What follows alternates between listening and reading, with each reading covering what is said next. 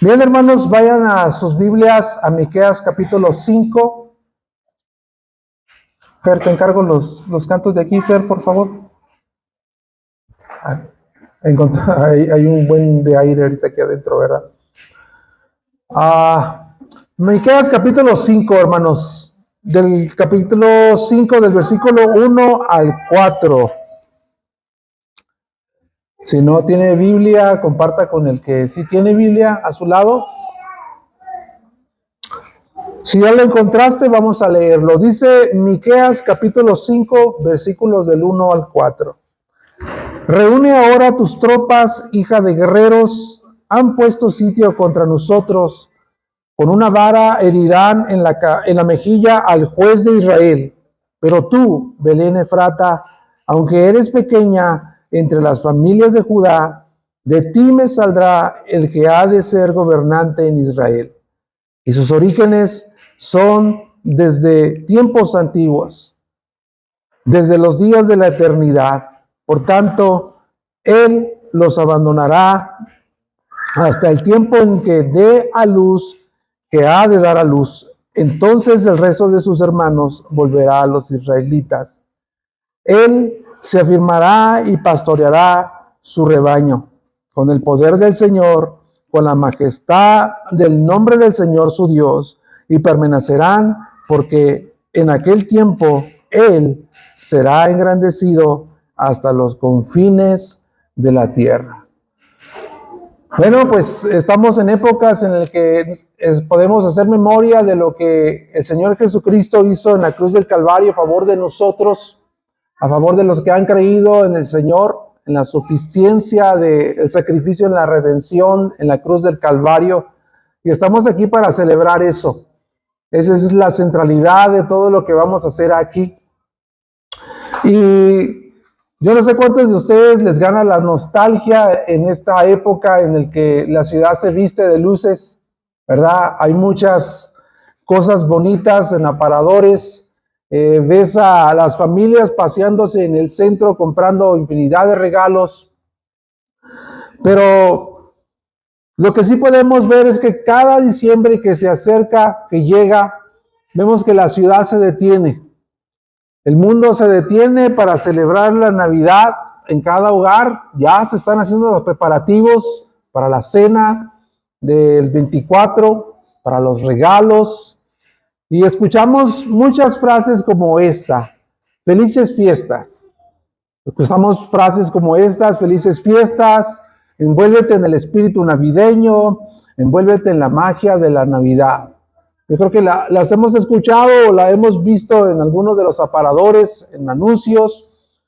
Y por otro lado, en esta época también, pues llega el tiempo en el que se alimenta el espíritu del consumismo, ¿verdad?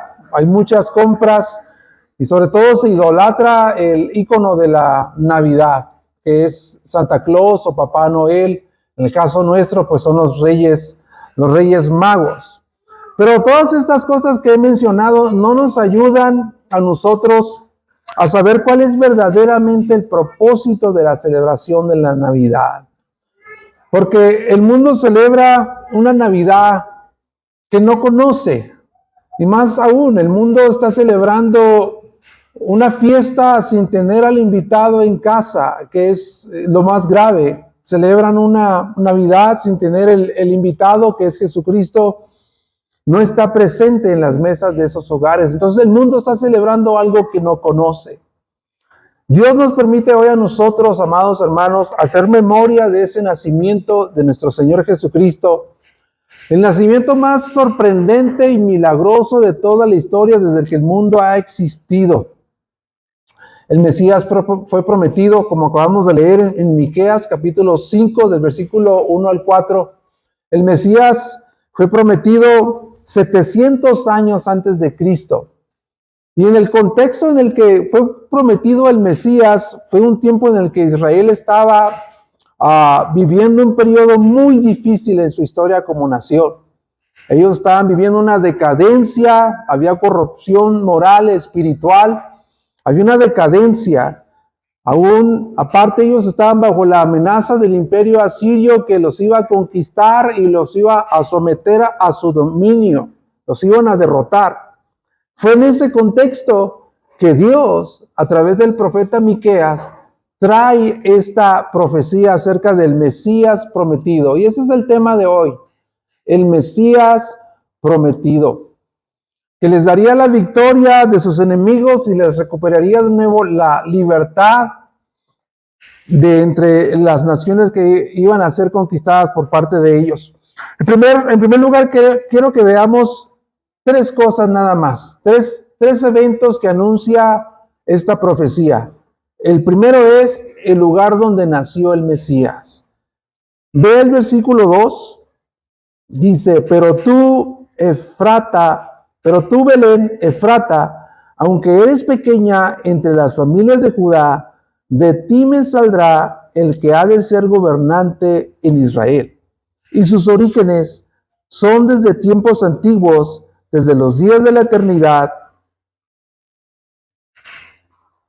En primer lugar, vemos entonces el lugar donde nació el Mesías. Si nos trasladamos al Evangelio de Mateo, en el capítulo 2, habla de que después del nacimiento de nuestro Señor Jesucristo, unos magos, más bien la Escritura dice que no eran ni magos ni eran reyes. Más bien la Escritura dice que eran unos hombres sabios de Oriente que venían y decían, ¿dónde está el rey de los judíos? Porque hemos visto su estrella y hemos venido para adorarle. Entonces, estos hombres eran unos sabios de Oriente, no eran ni magos y no eran ni reyes, como la tradición dice. Y no sé cuántos de acá tuvieron en su niñez, pues la costumbre en sus casas de que llegaba el Día de Reyes y abrían regalos. ¿Cuántos de acá pasaron por esa experiencia? Pues casi todos, ¿verdad? Casi todos celebramos eso. Y cuando yo escuchaba pues a mis hermanos mayores, porque mi padre abandonó de muy temprana edad mi hogar, mi casa, y teníamos mamá, pero mis hermanos mayores tenían como el papel de papá, ¿no? Entonces, cuando llegaba la fecha de los Reyes Magos, ellos decían, ¿sabes qué? En este año, pues no van a llegar los Reyes. Les digo, ¿por qué no van a llegar los Reyes? Y decían, no, pues que los Reyes están quebrados. Ah, caray. ¿Cuándo has visto unos Reyes quebrados, no? Unos Reyes Magos quebrados, ¿no? Entonces, no, como que no entendía muy bien la dinámica ahí de que unos Reyes Magos quebrados, pues no me cabía a mí en mi mente. Entonces, no eran hombres, no eran unos magos, no eran reyes, ni se llamaban Melchor, Gaspar, ni Baltasar. Eran unos hombres sabios de Oriente que vinieron diciendo, ¿dónde está el rey de los judíos? Porque hemos visto su estrella del Oriente y hemos venido para adorarle. Es interesante cuando nosotros empezamos a investigar todos los acontecimientos alrededor del nacimiento de nuestro Señor Jesucristo. Y es interesante cómo Dios movió los hilos de la historia, moviendo primero al emperador César Augusto, que promulgó un edicto para empadronar a todos los ciudadanos del Imperio Romano. Y constaba en esto de que todos los ciudadanos del Imperio Romano tendrían que trasladarse y dirigirse a su ciudad de nacimiento para ser censados. Entre ellos estaba José y María. Entre ellos estaban José y María, que viajaron de Nazaret a Belén, y estando en Belén, María dio a luz. Entonces, cuando tú empiezas a ver los acontecimientos alrededor del nacimiento de nuestro Señor Jesucristo, ves que Dios empezó a orquestar muchos de los eventos para que precisamente se cumpliera lo que dice Miqueas. Pero tú, Belén Efrata, de allí, y ahí Dios dice que iba a sacar, que iba a ser el gobernante. Entonces, Dios orquestó este evento, hermanos. Dios orquestó este evento para registrarlo en las páginas de la historia, el nacimiento de Jesús. Dios dijo, es el momento en el que la historia se registre el nacimiento de Jesucristo. Entonces, de entrada, yo quiero decirte que el nacimiento de nuestro Señor Jesucristo, pues no es una historia, no es un cuento, no es una leyenda, es un hecho histórico que ocurrió. El nacimiento de Jesucristo es un hecho histórico que ocurrió. Está documentado bajo el emperador César Augusto.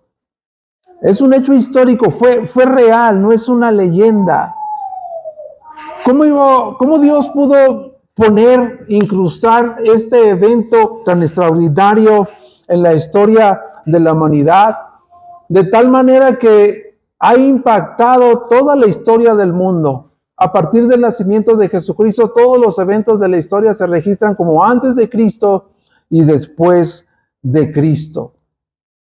Pero lo interesante aquí es preguntarnos lo siguiente, hermanos. Lo siguiente es lo interesante. ¿Por qué Dios eligió hace 2000 años una aldea tan pequeña como Belén para que naciera Jesucristo? Esa es la pregunta. ¿Por qué Dios escogió una aldea tan pequeña como Belén, que se dice, los historiadores, que ahí en Belén había aproximadamente 1000 habitantes? Imagínate qué insignificante aldea escogió Dios para traer el nacimiento de su Hijo, Cristo, el Rey de Reyes, el Señor de Señores, que pudo haber nacido en la capital de Roma, pudo haber nacido en Atenas, la ciudad de los filósofos, pudo haber nacido en Jerusalén, el centro más importante religioso de los israelitas. No nació en ninguno de esos lugares, nació en Belén. Ahora, pregúntate esto, ¿por qué nació en Belén? ¿Por qué nació en Belén? Porque a Dios le plació que fuese así, que naciese en Belén. Porque Dios se complace, hermanos. Déjame decirte esto. Dios se complace en usar lo insignificante para cumplir sus propósitos redentores. Ese es el método de Dios.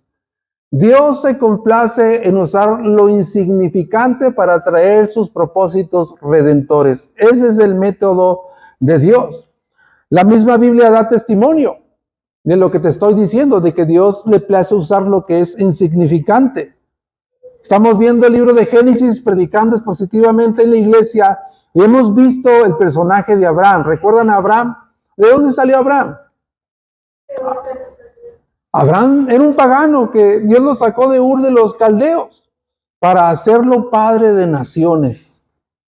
Dios se place de usar lo insignificante.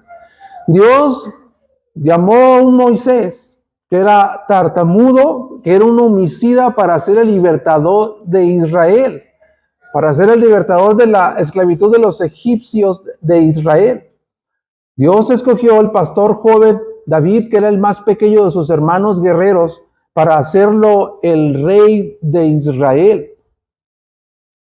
Y Dios escogió a un apóstol llamado el último de los apóstoles, el más pequeño. Él dijo, yo soy el más pequeño de todos ellos, que es Pablo, de convertirlo en un perseguidor al más grande de todos los apóstoles. Eso, la Biblia da testimonio de eso, pero también durante la historia de la iglesia, también hay muchos eventos en el que Dios se complace en usar lo significante para cumplir sus propósitos redentores. Dios también escogió un hombre que era amante de los placeres mundanos para convertirlo también en un hombre que fue el padre, uno de los padres de la iglesia, que fue Agustín de Hipona. También Dios escogió a un monje agustino llamado Martín Lutero, que sufría complejos de personalidad, para convertirlo en el precursor de la Reforma. Dios también escogió a un menospreciado joven llamado William Carey para hacerlo el padre de las misiones modernas. Y Dios escogió una insignificante familia, hermanos, para traer al Redentor del mundo. Dios escogió a María, una jovencita campesina, virgen, jovencita campesina. Escogió a José, un hombre que tenía como trabajo el ser carpintero, de él vino el Salvador, que venía a cambiar el curso de la historia de la humanidad, para que solamente Dios y Dios reciba toda la gloria. Es impresionante cómo Dios obra para escoger lo insignificante para traer o darle continuidad a sus propósitos redentores. Y déjame decirte esto, amado hermano. Dios ha escogido Comunidad Gracia Redentora. Ha escogido a sus pastores y ha escogido a sus miembros para transformar vidas por medio del Evangelio, por medio de la predicación del Evangelio aquí en Oaxaca, para que solamente Dios, que es el Dios de la gloria, reciba toda la gloria. El Salmo 115:1 dice: no a nosotros, oh Dios, no a nosotros, sino a tu nombre da gloria por tu misericordia y por tu verdad. Como segundo punto, el segundo evento que anunciaba Miqueas de esta profecía es la misión del Mesías. Ya vimos el lugar donde nació el Mesías. Ahora vamos a ver la misión del Mesías. Versículo 2. Pero tú, Belén Efrata, aunque eres pequeña entre las familias de Judá, de ti me saldrá el que ha de ser gobernante en Israel. El Mesías prometido entonces sería un gobernador. El Mesías que está proclamando el profeta inspirado Miqueas sería un gobernador que saldría de Belén Efrata. Pero es interesante que tú veas ahí cómo el profeta Miqueas anuncia esta profecía. Él dice: Belén Efrata, de ti me saldrá el que será gobernante en Israel. El texto no dice de ti saldrá, el texto dice de ti me saldrá. Lo que está diciendo ahí el profeta inspirado es que Dios mismo está diciendo: el Mesías prometido que nacerá viene de parte mía. Viene de parte mía. De ahí de Belén Efrata lo voy a llamar. Y viene con la autoridad de un gobernante. No como los reyes y los jueces de Israel, que en vez de gobernar a la nación de Israel conforme a la ley de Dios, ellos fallaron. Ellos fallaron y establecieron su propia voluntad y su propio reino, desviando al pueblo de Dios. De hecho, Miqueas 5:4 dice fíjate cómo dice Miqueas 5:4. Y él, el Mesías prometido, y él se afirmará y pastoreará su rebaño con el poder del Señor, con la majestad del nombre del Señor, su Dios, y permanecerán, porque en aquel tiempo él será engrandecido hasta los confines de la tierra. La profecía dice, uno de los eventos que venía a contar el Mesías prometido es que el Mesías vendría de parte de Dios como un rey y un pastor que con el poder de Dios vendría a juntar las ovejas del rebaño de Dios.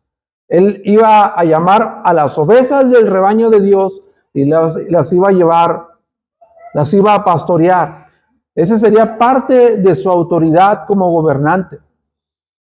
¿De dónde las iba a traer? Él dice, de todos los confines de la tierra. De todos los confines de la tierra. Es clara entonces la misión del Mesías. Es clara la misión de Cristo. Estamos hablando hoy de Cristo, nuestro Redentor. A Él venimos a celebrar en esta noche. La misión de Cristo el Mesías era hacer posible, amados hermanos, hacer posible que hombres y mujeres enemigos de Dios se arrepintieran de su rebeldía y creyeran en el Evangelio, rindiendo sus vidas a Dios para hacer la voluntad de Dios aquí en la tierra.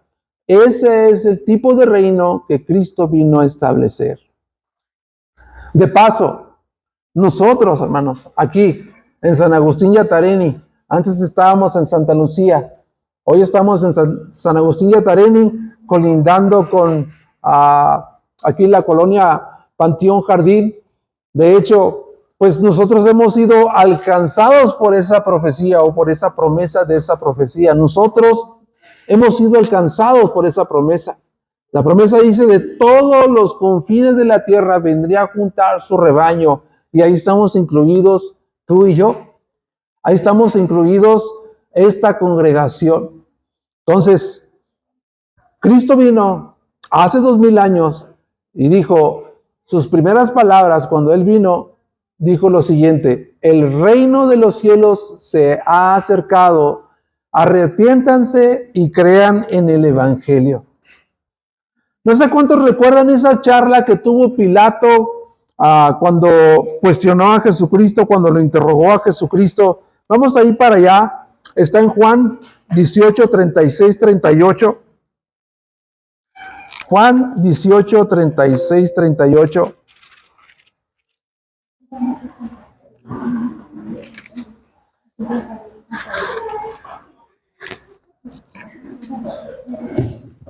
Dice el versículo 22, Pilato volvió a entrar al pretorio y llamó a Jesús y le preguntó, ¿eres tú el rey de los judíos? ¿Eres tú el rey de los judíos? Jesús respondió, ¿esto lo dices por tu cuenta o porque otros te lo han dicho de mí? Pilato contestó, ¿acaso yo soy judío? Tu nación y los principales sacerdotes te entregaron a mí. ¿Qué has hecho?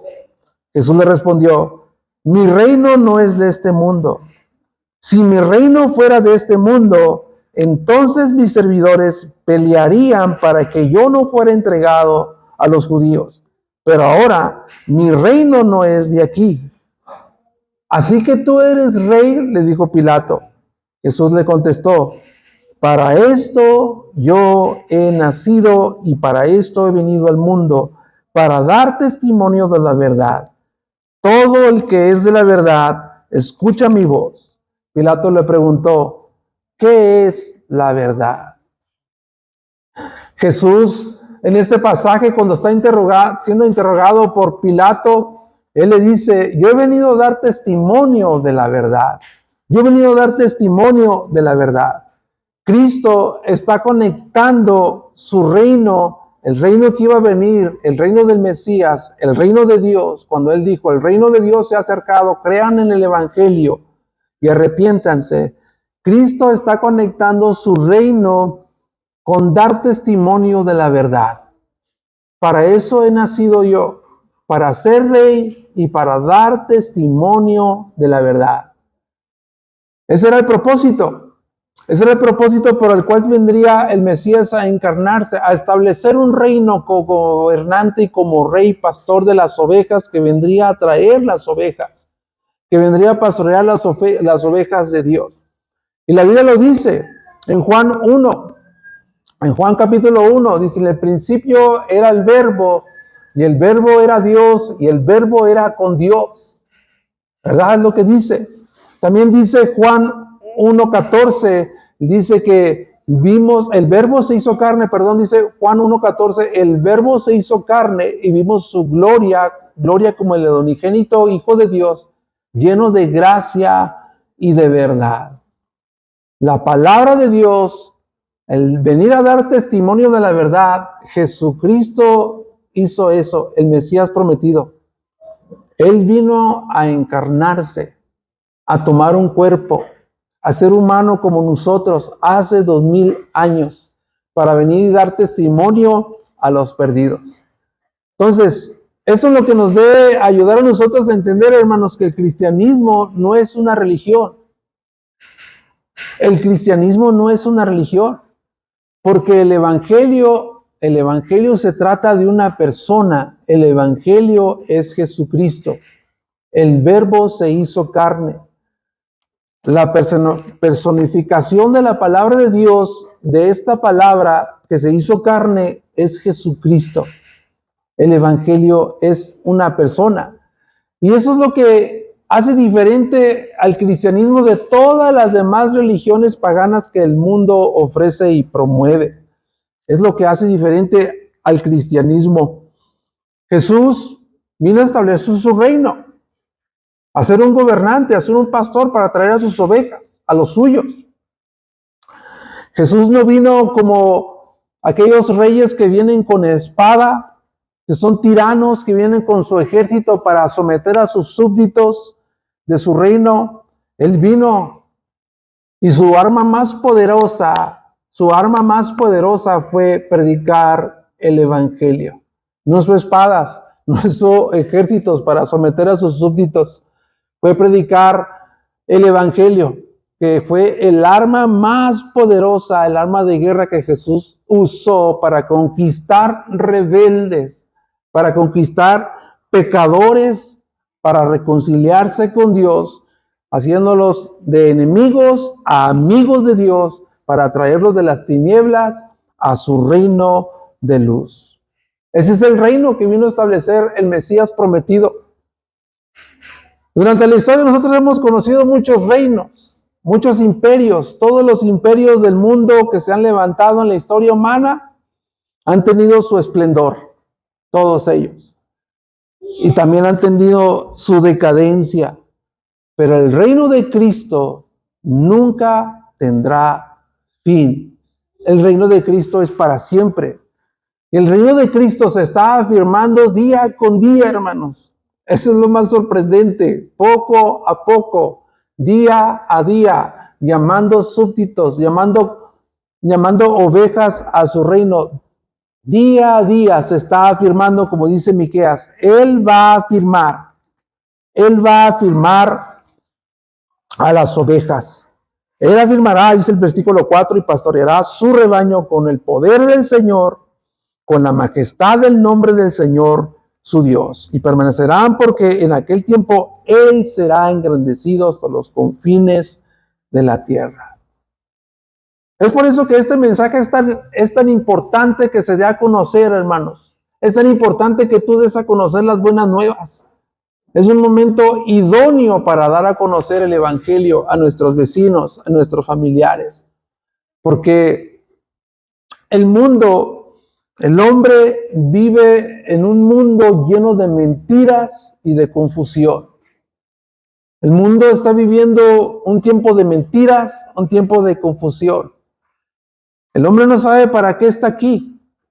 El hombre no sabe para qué está aquí, ni cuál es su propósito de vida, ni a dónde va. El hombre está en tinieblas. Está en tinieblas bajo el dominio del pecado y necesita urgentemente un Salvador. Un Salvador que tú y yo conocemos, que podemos darlo, podemos compartirlo en esta Navidad. Entonces, Cristo vino con una misión muy clara, amados hermanos. Vino con una misión muy clara, que fue dar testimonio de la verdad y dar su vida en rescate por muchos. A eso vino el Mesías prometido, a dar testimonio de la verdad y salvar muchas vidas. A eso vino nuestro Señor Jesucristo. Y por último, la identidad del Mesías. La identidad del Mesías. Vuelva ahí, si se ha movido, a Miqueas capítulo 5, si es que se movió de allí.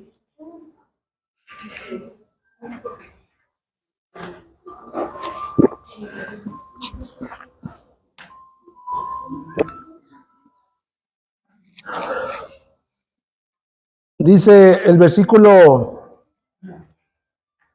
2, y sus orígenes son desde tiempos antiguos, desde los días de la eternidad. Esto es simplemente sorprendente, hermano. Es como para volarnos a nosotros la cabeza.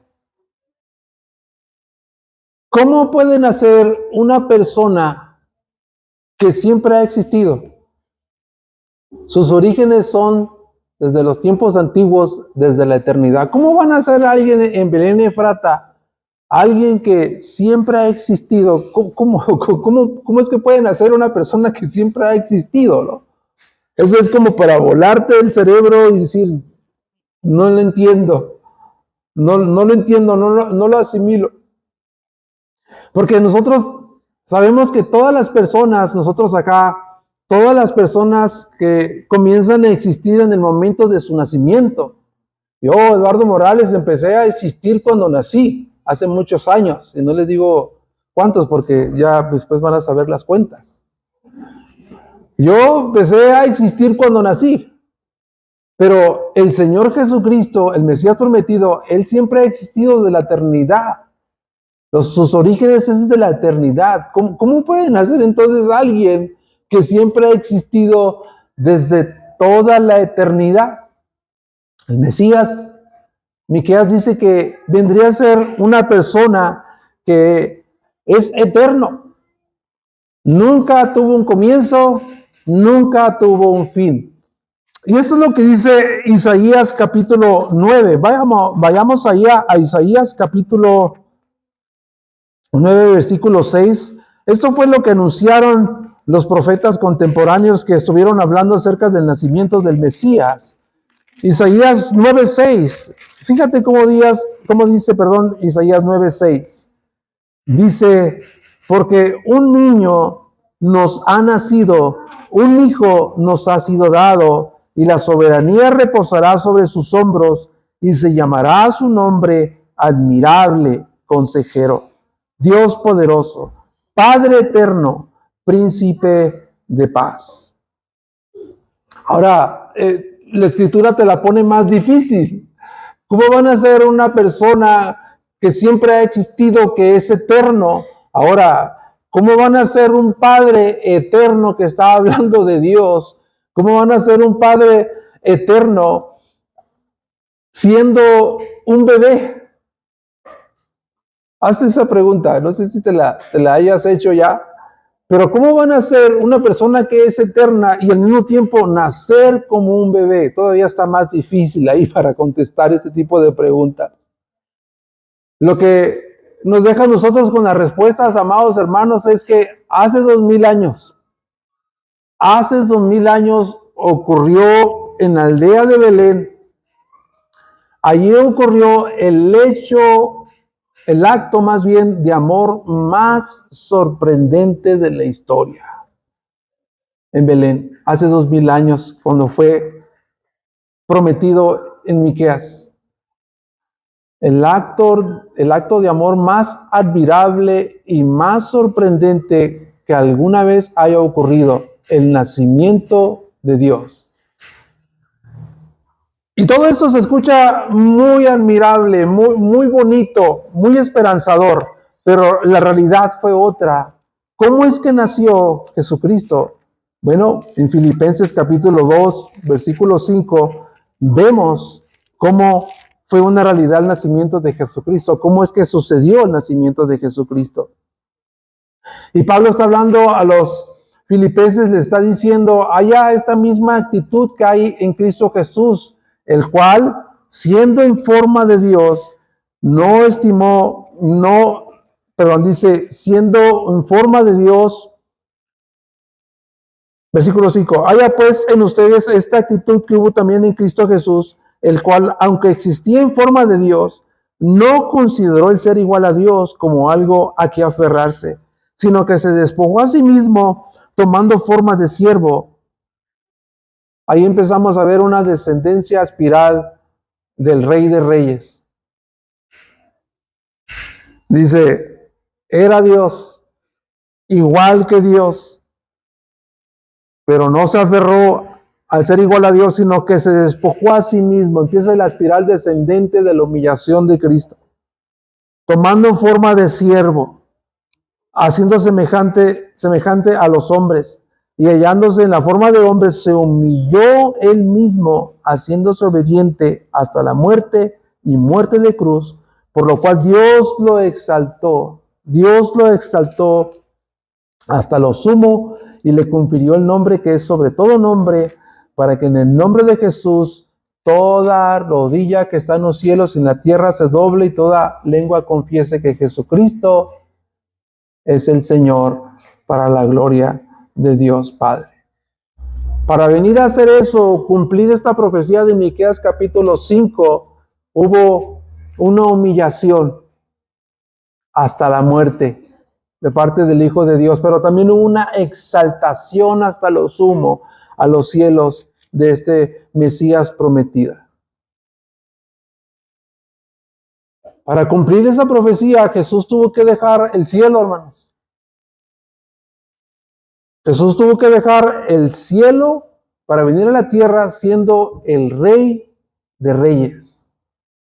De negar sus derechos, renunciar a sus derechos como el Rey del universo, convirtiéndose en un siervo. Dejó la eternidad, hermanos. Lo más sorprendente. Dejó la eternidad para entrar en el tiempo en el que tú y yo vivimos. Más sorprendente todavía. Estuvo 9 meses en el vientre de María. 9 meses en el vientre de María, siendo el sustentador del universo, el creador de las galaxias, fue sostenido por los brazos de María. Eso es aún más sorprendente. Y siendo el dueño del universo y de su creación, Él eligió, hermanos, a Belén Efrata, un establo maloliente, para que naciera su Hijo Jesucristo. Jesús, el Hijo de Dios, entonces, ya para terminar, nació como un bebé. Nació como un bebé, tomó una naturaleza humana semejante a la nuestra, pero sin pecado, porque Él nunca pecó. Y cuando fue adulto, entregó su vida en la cruz del Calvario para rescatar pecadores como tú, como yo, muriendo en nuestro lugar para pagar nuestra deuda con Dios. Ese fue el propósito de lo que celebramos estos días. Y alguien lo puso así, hermanos, para poder entender esto. Alguien lo ilustró de esta manera. Alguien lo ilustra de esta manera. Pon que el gobierno de una nación está invirtiendo mucho dinero y esfuerzo para entrenar un ejército, sus fuerzas militares para proteger su nación. Pero imagínate ahora un batallón de las mismas fuerzas militares de ese ejército ha estado usando todos esos recursos que el gobierno le provee para abastecer armas de fuego. Y ellos están planeando en lo oculto, un pelotón de este ejército está planeando en lo oculto un ataque para conspirar contra su propia nación. ¿Cómo se llama eso, hermanos?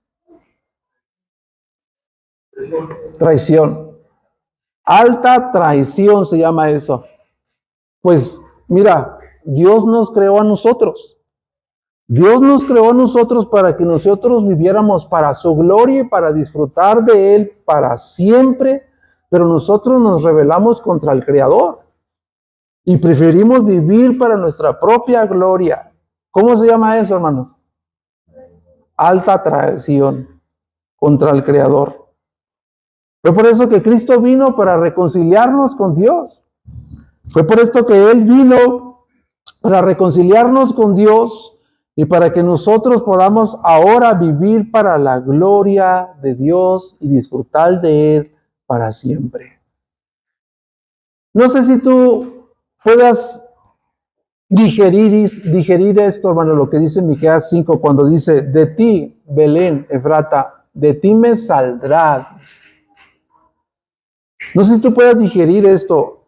Esa profecía está anunciando que Dios es el que envía a Dios.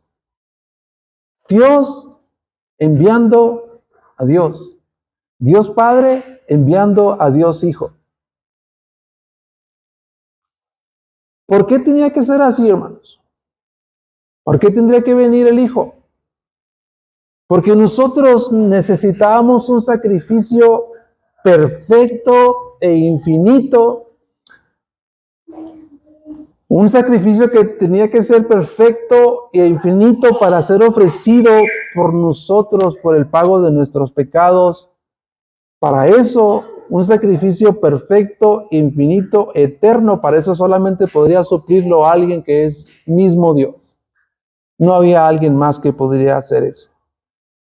Conclusión. Dios Padre envió a Dios Hijo. Ese es el regalo de la Navidad, hermanos. Ese es el regalo de la Navidad que nosotros en estas fechas hacemos memoria y nos recordamos. El regalo de la Navidad es que Dios Padre envió a Dios Hijo. Y nosotros ponemos nuestros regalos en envolturas, ¿verdad? Nos envolvemos nuestros regalos. Pues déjame decirte, hermano, déjame decirte que el regalo de parte de Dios vino envuelto en una naturaleza humana. Cristo, el Hijo de Dios, vino envuelto, ese regalo vino envuelto en su naturaleza humana. Fue el papel con el que Dios envolvió su regalo para nosotros. Amigo que estás aquí, estás de visita y que quizás no has conocido al Señor Jesucristo como tu suficiente Salvador. Este regalo del que te he hablado hoy en esta tarde es el regalo más extraordinario que tú jamás hayas podido recibir. Y son las noticias más sorprendentes que jamás puedan escuchar tus oídos. Dios te está ofreciendo ese regalo hoy. No lo desprecies. Ríndete ante Dios. Reconoce tu pecado y confía en Jesucristo, que es el único que puede darte perdón de pecados y salvación y vida eterna. Ven a Cristo, ríndete a Dios y serás salvo de tus pecados. Simplemente confiando por lo que Él ha hecho en la cruz del Calvario en tu favor. Y hermanos, ya ven cómo está decorado aquí, bien hermoso, que les quedó precioso el edificio, cómo lo adornaron. Gracias por invertir su tiempo en adornar y embellecer el edificio. Pues déjame decirte una cosa, podemos celebrar la Navidad, hermanos, como cristianos. Podemos, claro que sí podemos celebrar nosotros la Navidad, porque Jesús se hizo hombre para venir a salvarnos de nuestros pecados y salvarnos de vivir para nuestra propia ruina. ¿Cómo no vamos a celebrar eso? Que el Hijo de Dios vino para salvarnos de nuestros pecados y salvarnos de vivir para nuestra propia ruina. Eso lo tendríamos que celebrar todos los días. Ese es el verdadero motivo por el cual debemos hacer fiesta. Ahorita vamos a comer, vamos a convivir, y ese debería ser el verdadero motivo para hacer fiesta. Tener gratitud, agradecimiento. Entonces, si tú vas a comer, beber con tus amigos, con tus familiares, si el motivo central de la celebración de la Navidad es Jesucristo, la centralidad es Jesucristo, entonces todo lo que hagas es en la Navidad, hermanos. Los abrazos, los regalos, la cena, los buenos deseos, todo lo que puedas compartir, las luces, los adornos, la cena, todo tendrá un verdadero propósito, porque celebramos que Emmanuel, Dios es con nosotros.